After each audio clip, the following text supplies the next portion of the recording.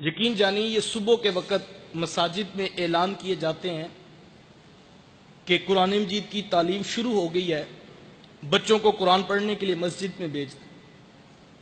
تین مرتبہ اعلان کیے جا رہے ہوتے ہیں تو اس وقت دل خون کے آنسو روتا ہے کہ یہ وقت بھی امت پہ اب آنا تھا۔ کیا قرآن اتنا ہی ہلکا رہ گیا تھا کہ اس کے لیے منت اور ترلے کیے جا رہے ہیں؟ یار کبھی کسی پرائیویٹ سکول والوں نے بھی آ کر یوں اعلان کیا رات کو کہ صبح بچوں کو سکول ٹائم سے بھیجیے گا؟ کیا قرآن اتنا ہلکا رہ گیا تھا کہ جس کے لیے تین بار اعلان کر کے جو ہے وہ منت کی جا رہی،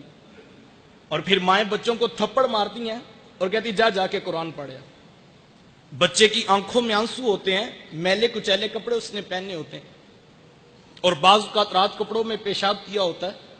اور وہ انہی ناپاک کپڑوں میں مسجد کی طرف آ رہا ہوتا ہے، اور ہاتھ میں اس کتاب کا پارا ہوتا ہے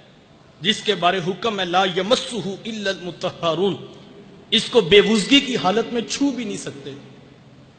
اور پھر جو مساجد کے اندر کی حالت ہے وہ بھی ناگفتہ بے ہے۔ ایک قاری صاحب ہیں، 60 بچے ان کے سامنے بیٹھے، آدھا گھنٹہ کلاس کا ٹائم ہے، کوئی صاحب فہم مجھے بھی یہ بات سمجھا دے کہ اس کلاس کو کس طرح مینج کیا جائے گا۔ ایک بچے کے حصے میں 1 منٹ بھی پورا نہیں آتا، پچھلا سبق سننا بھی ہے، آگے سبق پڑھانا بھی ہے، تو پھر اس کلاس کے کیا نتائج پیدا ہوں؟ اور پھر اگر قاری صاحب گروپ بندی کر کے بچوں کو نماز یا دیگر چیزیں سکھانا چاہیں تو مائیں دروازوں پہ پہنچ جاتی ہیں کہ قاری صاحب کو نہیں پتا کہ بچہ اسکول سے لیٹ ہو رہا ہے، سارا دن اسے آج ہی سکھانا تھا۔ اچھا یہ تو تصویر کا ایک رخ ہے، اب تصویر کا دوسرا رخ بھی ملاحظہ کیجیے۔ وہی بچہ جب گھر واپس پلٹتا ہے، ماں جلدی سے اسے پکڑ کر نہلاتی ہے، رات سے یونیفارم پریس کیا تھا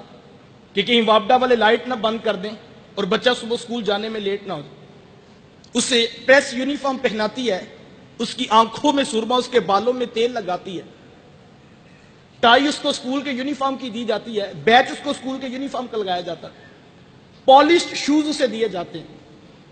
اور اس کھیل میں امیر غریب دونوں جو ہے وہ پوری تیزی سے آگے بڑھ رہے ہیں۔ میں نے ان پڑھ ماؤں کو دیکھا ہے جن کو نہیں پتا کہ کاپی اور کتاب اور سبجیکٹس کتنے ہیں، لیکن وہ بھی انگلیوں پہ انہوں نے کتابوں کی تعداد اور کاپیوں کی تعداد گنی ہے، وہ رات کو پوری کر کے سوتی ہے، ربڑ شارپنر خود اس کے بیگ میں رکھتی ہے، صبح اٹھ کے لنچ باکس اس کے بیگ میں رکھا جاتا ہے، واٹر کین اس کی بغل پہ لٹکائی جاتی ہے، باپ اٹھ کے اس کا ماتھا محبت سے چومتا ہے، 10 روپے خرچی اس کی جیب میں ڈالتا ہے، اس کو اٹھا کر بائک پر بٹھا کر محبت بھرے لہجے میں باتیں کرتا ہوا اسکول چھوڑ کر بھی آتا ہے، اسکول سے لے کر بھی آتا ہے۔ میں یہ نہیں کہتا بچوں کو اسکول نہ بھیجو، لیکن ایک سوال میں آپ کے ضمیر پہ چھوڑنا چاہوں گا کہ کبھی تنہائی میں بیٹھ کر یہ سوچنا کہ آپ کی اس پوری ایکٹیویٹی سے بچے نے کیا اخذ کیا؟ بچے کو یہ بات سمجھ آئی کہ وہ جو صبح تھپڑ مار کر مسجد میں بھیجا جاتا ہے وہ تو ایک اٹھنے کا بہانہ ہے، وہاں تو 3 دن بھی چھٹی ہو جائے نہ قاری صاحب کی طرف سے پیغام آتا ہے، نہ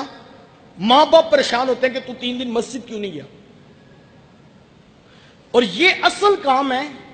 جس کے اوپر پورے خاندان کی توجہ لگی۔ آپ کہتے ہیں یہ میری بات نہیں مانتا، یہ ماں کے ساتھ بدتمیزانہ لہجے میں بات کرتا ہے، تو صاحب معذرت کے ساتھ پورا سکول کا سلیبس اٹھا لیجئے،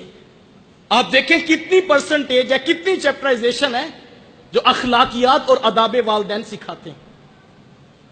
صاحب پوری کیمسٹری کھنگال مارو، کیمسٹری نہیں بتاتی کہ ماں کی سستی کا نام ہے، فزکس کے سارے اصول ایک پلڑے میں ڈال لو، فزکس کا کوئی اصول نہیں بتاتا کہ باپ کی سستی کا نام ہے۔ یہ سبق فزکس، کیمسٹری اور بایو نے نہیں پڑھانا تھا، یہ سبق یا تو رب کے قرآن نے پڑھانا تھا یا محمد کی میٹھی بولی نے سنانا تھا، لیکن ہم نے نہ بچوں کو قرآن پڑھایا نہ بچوں کو حدیث پڑھائی، اور نتیجہ وہ مانگ رہے جو قرآن اور حدیث سے پیدا ہونا تھا۔ وہ کیا کسی نے کہا تھا کہ تم نے خود ہی تو زمین میں انسانوں کے سر بوئے ہیں، تم نے خود ہی تو زمین میں انسانوں کے سر بوئے ہیں، اب فصل خود اگلتی ہے تو شکوہ کیسا۔